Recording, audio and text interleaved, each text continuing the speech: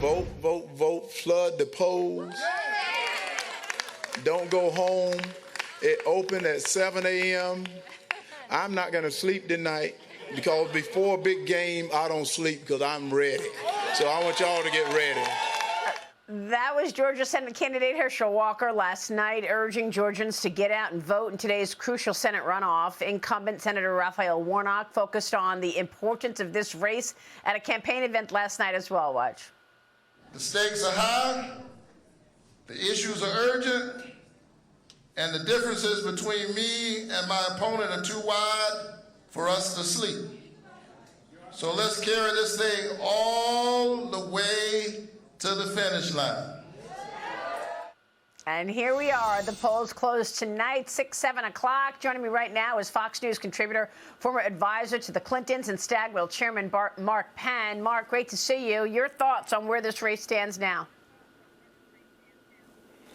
Well, it's a very close race, obviously, but Warnock has an advantage that we saw run on Election Day, where they've gathered an extensive amount of mail-in votes. And I think that the Democrats' superior use of the mail-in system means that Walker really needs a turnout today on Election Day to win. And it's an uphill battle. He was within a point on Election Day, so I wouldn't put it out of range, but he's going to really need a big turnout today. And that just is harder than getting those mail-in ballots. Well, we've got really good numbers in terms of early voting. Nearly 2 million ballots have already been cast since early voting for the runoff began on November 28th. There are strongholds in the Democrat Party there. I should point out that when you look at the money, Warnock significantly outspent Walker on TV ads in the runoff and has been really ubiquitous in Georgia media markets for the last 2 years. Is that going to be a factor? Well, this is one of the most expensive, if not the most expensive, Senate race in history.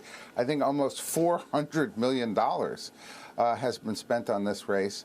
So if you're in Georgia, you probably have seen more commercials on this race than it used to be on Ohio, which was the #1 place.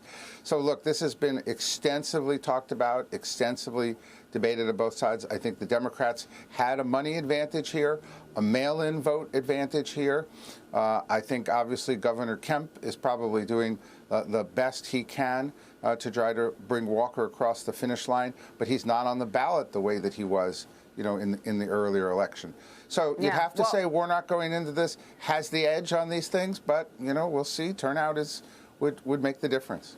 Yeah, Cowan and Company's writing that there are 6 counties to watch: Cobb, DeKalb, Fulton, Gwinnett, Peach, and Whitfield counties. Finally, the midterms will end tonight at 7 o'clock when the polls in Georgia close. But President Biden did not go to Georgia to campaign for Warnock, Mark, ahead of this runoff. The White House is still, however, touting Biden's impact on the elections. They say the Democrats did well because of Joe Biden. Watch this. Democrats determined that a visit to Georgia would not help Senator Warnock's re-election bid. When we look back on the president's role during the midterm elections, he played a significant role for Democrats. It was because, again, I just answered this question, is because of the way he made the contrast with Republican officials, again, who wanted to who talked about putting Social Security and Medicare on the chopping block because they were upset about the Inflation Reduction Act. Your thoughts, Mark. How important was Joe Biden in the Democrats' performance in the midterms? Well, the Democrats did well despite Joe Biden rather than because of Joe Biden. I think that's clear from the polling. Joe Biden was running around a 40% approval rating, maybe 38.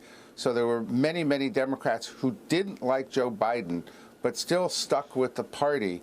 I think, A, because of mail-in ballots, B, because of Trump, C, I think the Republicans needed a more effective, positive message. But it wasn't Biden getting them over the finish line. It was Biden holding them back. Yeah, look, Bill Clinton's former pollster, Sam Greenberg, is telling Fox News Digital that in 2024, Democrats should move on from President Biden and focus on the working class, saying that there's a chance the 2024 Democrat primary could be similar to the 1992 election when Clinton ran to modernize the party. Mark, What's your take on what all of this means for 2024? However, White House Chief of Staff Ron Klain now says he expects Biden to run in 2024. A new report alleges that the Democrats are pushing to lower the voting age now to 16. They want you to be able to vote at 16 years old because, of course, every 16-year-old is very up on all policies in Washington and the impact on America, right? Yeah, I don't think that will be coming anytime soon. Although the drop in the voting age helped President Kennedy get elected, I think, in 1960 when it came down to 18. But I don't see that that's coming. Look, I think if you ask the voters say that they want to see an election in 2024 without Joe Biden and without Donald Trump. They would, 60% or more, say both of them shouldn't run, and both of them have served this country in various capacities. And frankly, the country is looking for a new generation of leadership. They're hoping to get it out of these primaries. I don't know what's going to happen. It does look like, if anything, Joe Biden is more likely to try to run for president because of the midterms, but he's still going to have to get through a Hunter Biden investigation where he's going to have to answer real questions, not the answers that he gave in the last presidential debate, which, when you look at them, were total nonsense. Yeah, well, we'll say now that we've got the details of all of this censorship effort by the FBI, DOJ, and the Biden campaign. Mark, it's always great to get your take on all of this. Please come back soon. Thank you, sir.